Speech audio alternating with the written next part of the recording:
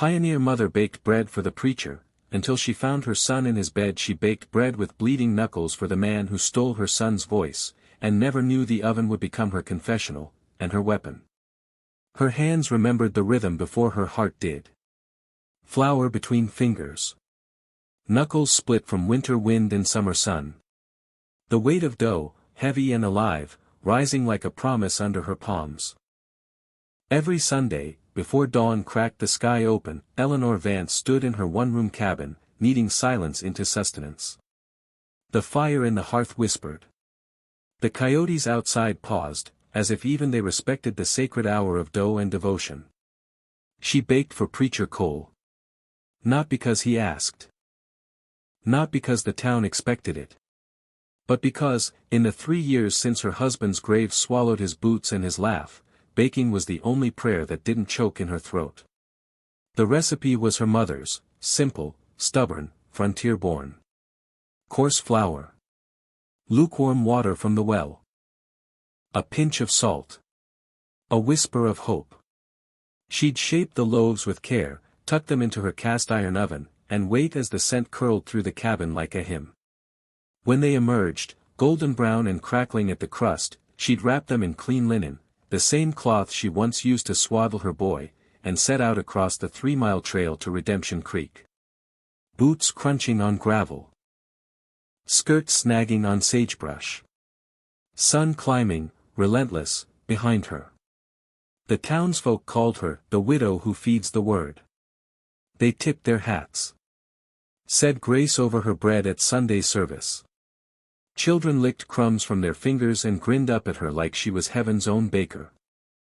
And she smiled back. Nodded.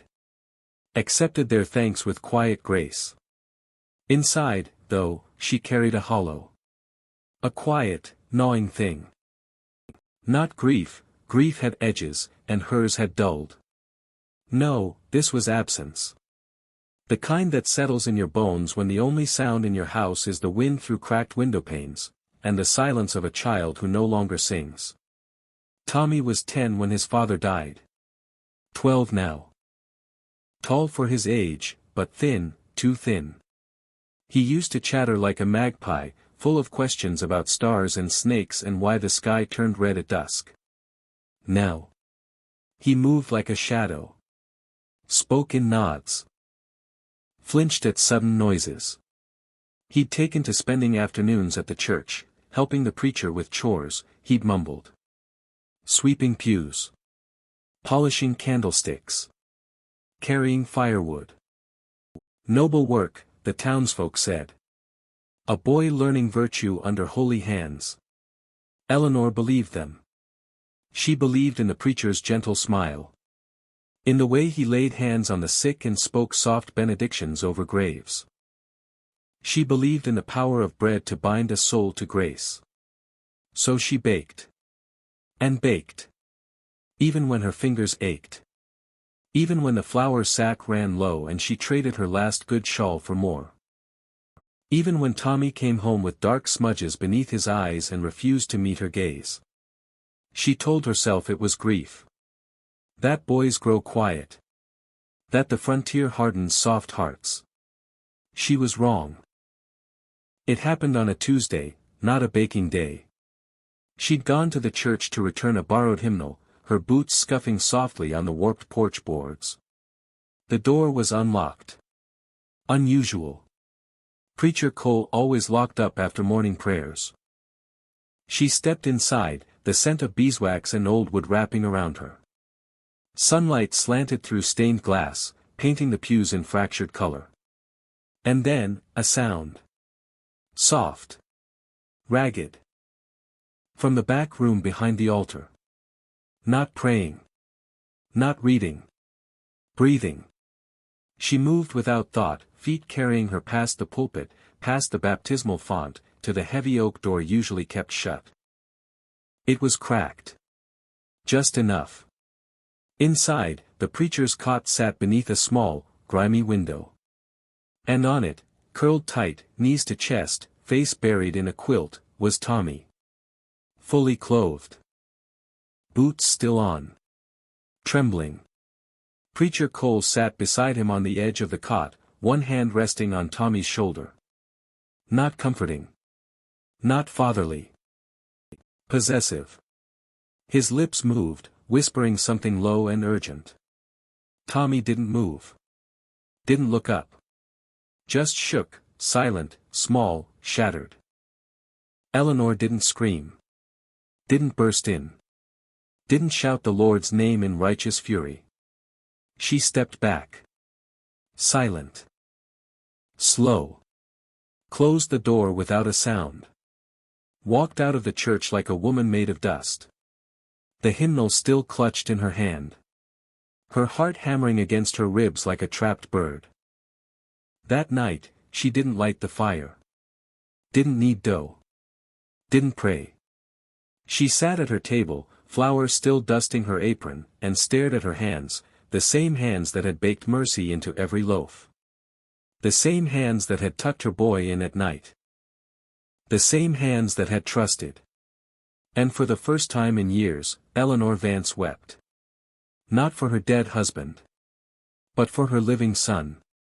Whose silence had just become the loudest sound in the world. The oven stayed cold. The bread went stale. And in the dark, with coyotes howling in the distance, she made a promise, not to God. To herself. No more loaves for the wolf in the pulpit. The next one would be different. He stopped calling her Mama the night the preacher tucked him in, not with a prayer, but with a finger to his lips and a warning that turned his childhood into a locked room. Tommy didn't come home that night.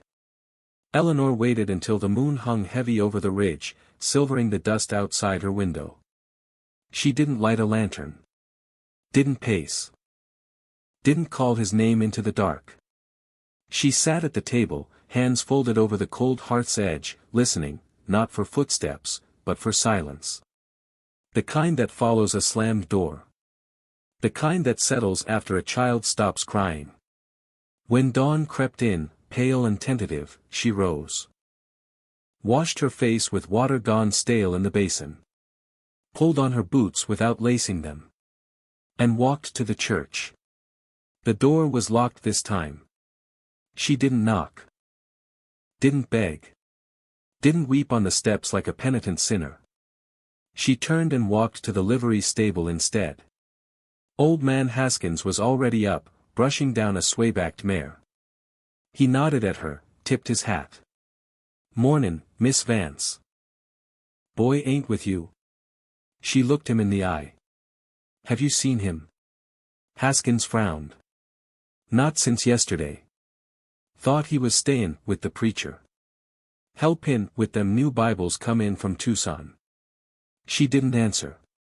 Just turned and walked back toward town, past the dry goods store, past the shuttered saloon, past the children already chasing chickens in the dirt. No one stopped her. No one asked. In Redemption Creek, a mother's worry was as common as dust, and just as ignored. She found Tommy behind the church, sitting on an overturned crate, sharpening a stick with a pocketknife. His sleeves were rolled up. She saw the bruise then, purpled and yellowing, wrapped around his left wrist like a bracelet forged in shadow. He didn't look up. Didn't stop carving. Just kept scraping the blade down the wood, slow and steady, like he was whittling away pieces of himself. She sat beside him. Not too close. Close enough that her skirt brushed his boot. "Tommy." No answer. "Look at me." Still nothing. Just the scrape of steel on wood. The wind sighing through the cottonwoods. She reached out. Touched his wrist. Lightly. Barely a whisper of skin on skin. He flinched. Hard. Jerked his arm away like she'd burned him. The knife slipped. Drew a thin red line across his thumb. He didn't cry out. Didn't even look at the blood. Just pressed his thumb to his knee and kept carving. That's when she knew. Not suspicion. Not fear. Knowledge. Cold. Hard. Final. The preacher hadn't just taken her son's time. He'd taken his voice. His safety. His trust. And maybe, God forgive her for thinking it, his soul. She didn't ask questions. Didn't demand answers. Didn't drag him to the sheriff's office with trembling hands and righteous fury. Not yet. Because Tommy wasn't broken, not completely. He was folded. Tucked away. Locked tight.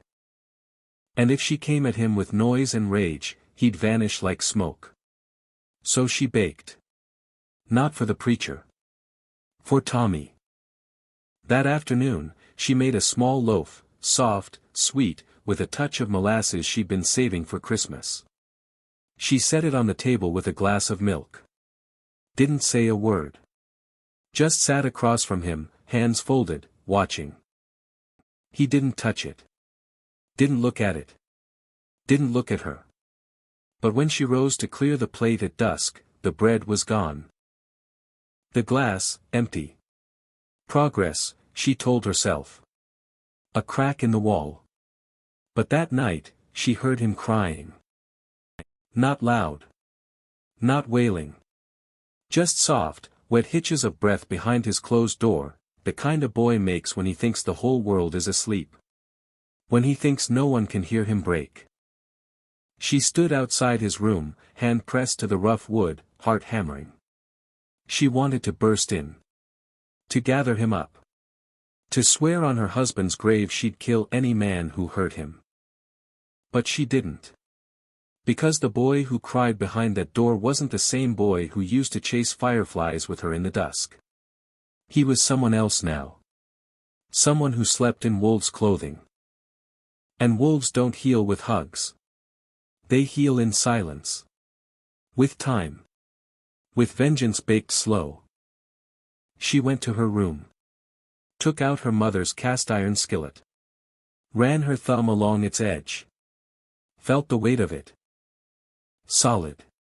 Heavy. Unforgiving. Then she opened her recipe box. Not for bread. For something else. Something bitter. Something quiet. Something that wouldn't scream, but would make a man beg. She didn't bring a gun to church that Sunday, just a loaf of bread, warm from the oven, and laced with enough bitterroot to make a holy man confess every sin he ever whispered in the dark. The town didn't suspect a thing. Why would they? Eleanor Vance walked the same path she always did, flour sack in hand, skirt brushing dust, face calm as Sunday morning. The sun hung low, fat and orange, painting Redemption Creek in gold and shadow. Children ran barefoot past her, laughing. Old Mrs. Peabody waved from her porch, calling out, "Smells like heaven, Eleanor." She smiled. Nodded. Didn't stop. Inside the sack wasn't just bread. It was justice. Slow cooked. Carefully measured. Wrapped in the same linen she once used to swaddle her newborn son. She'd spent 3 nights preparing it. Crushed bitterroot with a mortar and pestle until it became fine, dark powder. Steeped poppy husks in boiling water, strained the liquid, reduced it to syrup. Folded both into the dough with steady hands, no trembling, no hesitation. She'd tested it on a stray dog that lingered near the woodshed. The animal slept for 12 hours. Woke confused. Lived. Good. She didn't want death. Not yet. She wanted confession. She wanted the truth dragged, gasping, into the light. Tommy hadn't spoken a full sentence in weeks. He slept in the livery now, curled in hay near the warmest horse, flinching at hoofbeats. He wouldn't look at the church steeple. Wouldn't touch hymnals. Wouldn't let her brush his hair. But he watched her. Always. From corners. From doorways. From beneath the brim of his too big hat. He knew something was coming. He didn't ask. Didn't stop her. Just watched, with eyes too old for his face. She arrived at the church early. The doors were open, welcoming. Inside, Women arranged wildflowers in cracked vases. Men tuned their voices for hymns. Children chased each other between pews until their mothers hissed them into stillness. And there, at the pulpit, polishing the wooden rail with a cloth, humming softly, was Preacher Cole. He looked up when she entered. Smiled. Broad. Bright. Blessed. Sister Vance, he said, voice smooth as creek water over stone. The Lord provides, and you are his faithful hands. She didn't smile back. Didn't speak. Just handed him the sack. He peeked inside. Inhaled. Ah. Your famous loaf. The congregation will rejoice. She turned and took her usual seat, front row, left side. Where she'd sat every Sunday since her husband's funeral. Where she'd wept quietly into her shawl. Where she'd prayed for strength. For peace. For mercy. Today, she prayed for none of those things. The service began as always. Hymns rose, shaky but sincere. The children recited scripture. A widow gave testimony about her healed cough. And then, the moment. Preacher Cole stepped to the pulpit, the loaf cradled in his hands like a holy offering. Before we close in prayer, he said, voice ringing with practiced warmth, let us break bread together, as our dear Sister Vance has so lovingly prepared. A symbol of grace. Of community. Of God's daily provision. He tore the loaf in two with a soft, crusty crack. Ate the first piece himself. Chewed slowly. Smiled wider. Blessed, he murmured. Truly blessed. He passed the rest to the deacons. They broke it further. Handed pieces down the pews. Eleanor didn't take hers. Just watched. Waited. 5 minutes passed.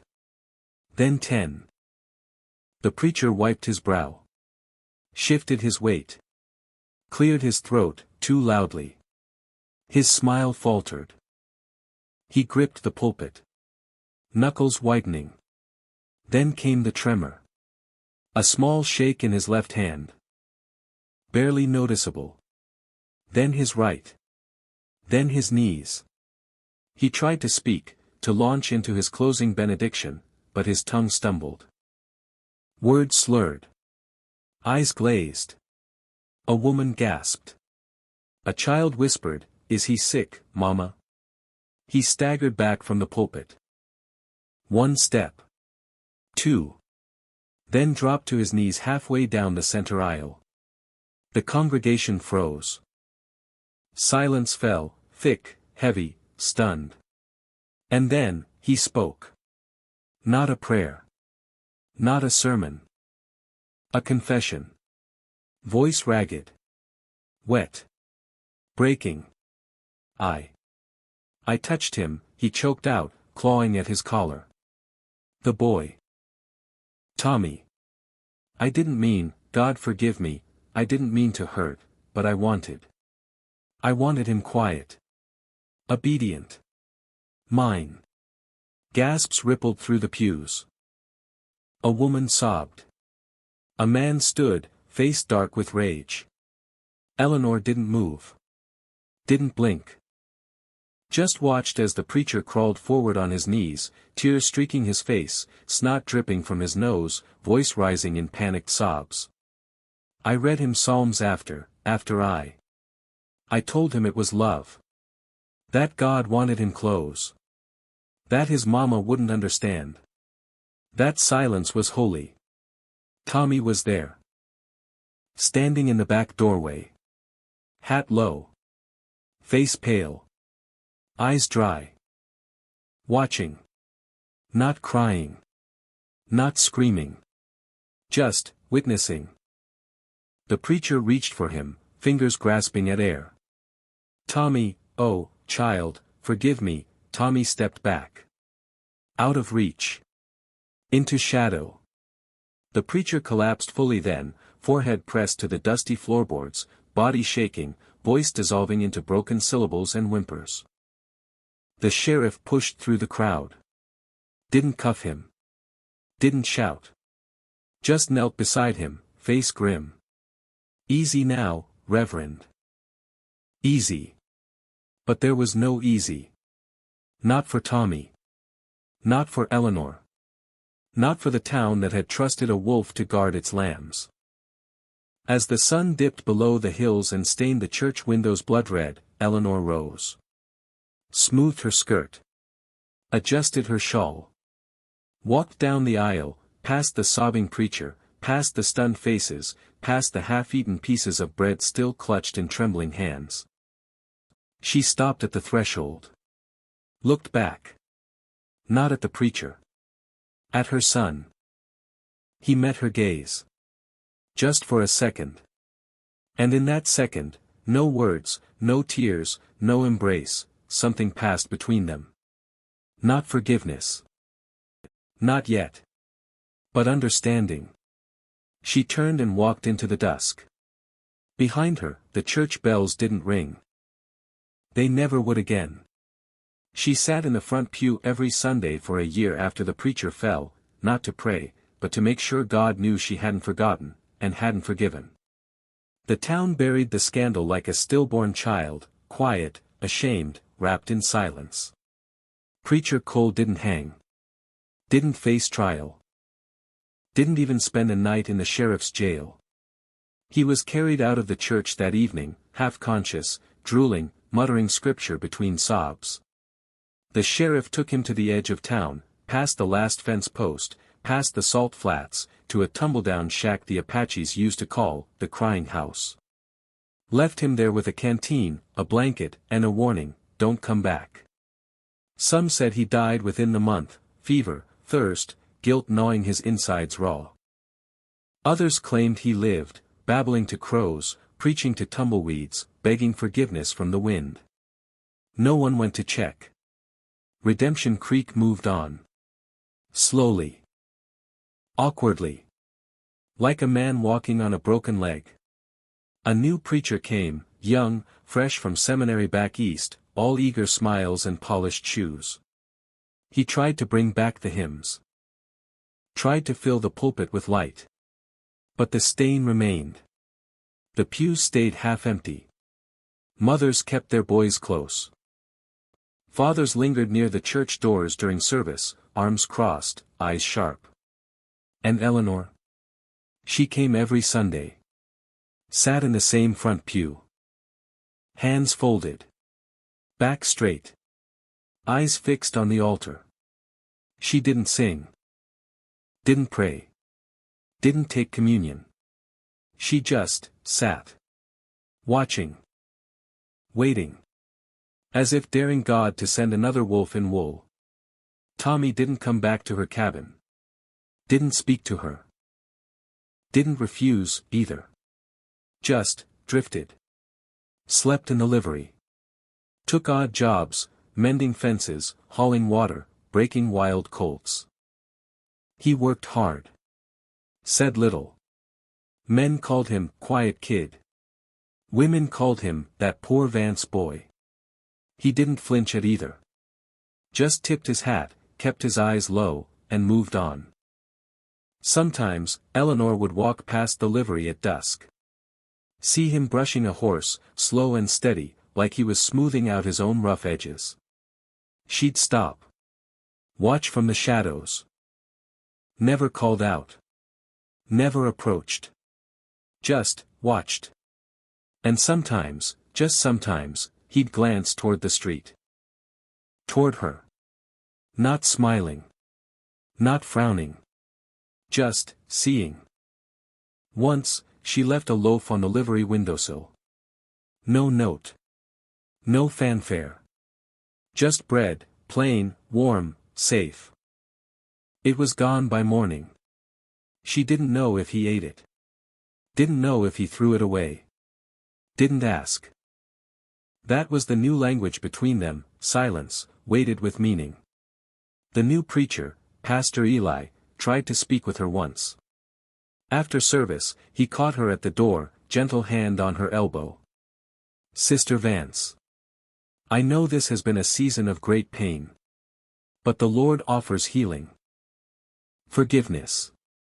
A new beginning. She looked at him. Really looked. Saw the kindness in his eyes. The hope. The ignorance. Healing, she repeated, voice soft as dust. He nodded. Yes. In time. With prayer. She didn't raise her voice. Didn't snap. Just pulled her arm free, slow and deliberate. Some things don't heal, Pastor. Some things just scar. And scars don't pray. They remember. She walked away. He didn't follow. The next Sunday, she came again. Sat in the front pew. Watched him preach about mercy. About grace. About turning the other cheek. She didn't turn hers. She stared straight ahead. And when he raised his hands to bless the congregation, she stood. Not to sing. Not to pray. To leave. Boots clicking on the wooden floor. Skirt whispering against the pews. Heads turning. Eyes following. She didn't look back. Didn't stop. Walked out into the sunlight, squinting against the glare, breathing deep the dry, clean air. Behind her, the hymn faltered. Then stopped. She didn't care. Forgiveness, she decided, was a luxury for people who hadn't seen their child's soul shrink in the dark. Mercy was for men who hadn't fed poison to wolves in shepherd's clothing. And grace? Grace could wait. Her boy was still breathing. Still standing. Still watching horses instead of men. That was enough. For now. That winter, the snow came late, thin, bitter, dusting the hills like powdered grief. Tommy took work at a ranch 30 miles west. Rode out before dawn, bedroll tied behind his saddle, hat pulled low. He didn't say goodbye. Just nodded at old man Haskins, mounted up, and vanished into the pale morning. Eleanor stood on her porch, wrapped in her thinnest shawl, watching him go. Didn't call out. Didn't wave. Just watched until the dust settled. And then she went inside. Lit the fire. Sat at the table. And for the first time in over a year, she cried. Not for the boy she lost. But for the man he was becoming. Alone. Strong. Silent. Free. She didn't bake that night. Didn't need. Didn't pray. Just sat by the fire, listening to the wind scrape against the eaves, wondering if forgiveness was something you earned, or something you buried. And if you buried it deep enough, would it ever rise again? She vanished the same way she'd lived after the preacher fell, without fanfare, without farewell, leaving only a cold oven, an untouched loaf, and the scent of forgiveness baked into the wind. 5 years passed. Redemption Creek forgot, or pretended to. The church got a fresh coat of paint. Children who'd once whispered about the crying preacher, now chased each other through the pews without fear. Pastor Eli married a schoolteacher from Nevada. They had twins. The town celebrated. Life, stubborn and sun-bleached, pushed forward. Eleanor didn't. She aged like old leather, quiet, creased, tough at the edges. Her hair turned silver. Her hands, once strong from kneading, now trembled slightly when she lifted the water bucket. She stopped going to church. Stopped speaking to neighbors unless necessary. Stopped baking for anyone but herself, small loaves, plain, eaten alone at the table with the window open, listening to the wind. Tommy never came home. Not for holidays. Not for storms. Not even when word came that old man Haskins had passed, the closest thing to a grandfather the boy ever knew. He sent money sometimes, folded bills tucked inside plain envelopes with no return address. Once, a pair of gloves. Once, a tin of coffee. Never a letter. Never a word. Until the autumn of '89. The envelope sat on her table for 3 days before she opened it. No stamp. No postmark. Left on her porch at dawn, wrapped in oilcloth against the dew. Her name written in a hand she barely recognized, older, firmer, sure. Inside, a single sheet of paper. 3 words. I am safe. No signature. Didn't need one. She pressed the paper to her chest. Sat by the fire. Stared at the flames until her eyes burned. Then she wept, slow, silent tears that tracked through the dust on her cheeks. Not tears of joy. Not even relief. Tears of surrender. Of release. Of a mother who had carried a war inside her ribs for half a decade, and finally, laid down her arms. That night, she dreamed of her husband. He stood at the edge of their field, young and whole, smiling the way he did when he came in from plowing, tired, sun-drunk, happy. He didn't speak. Just held out his hand. She didn't take it. Just smiled back. And woke with the first light, heart quiet for the first time in years. She spent the next week preparing. Not packing, not really. Just, settling. She mended the quilt on her bed. Swept the cabin floor until the wood shone. Polished her husband's old pocket watch and left it on the mantel. She baked one last loaf, golden, perfect, fragrant with rosemary she'd dried the summer before. Set it on the table. Didn't cover it. Didn't slice it. Just, left it.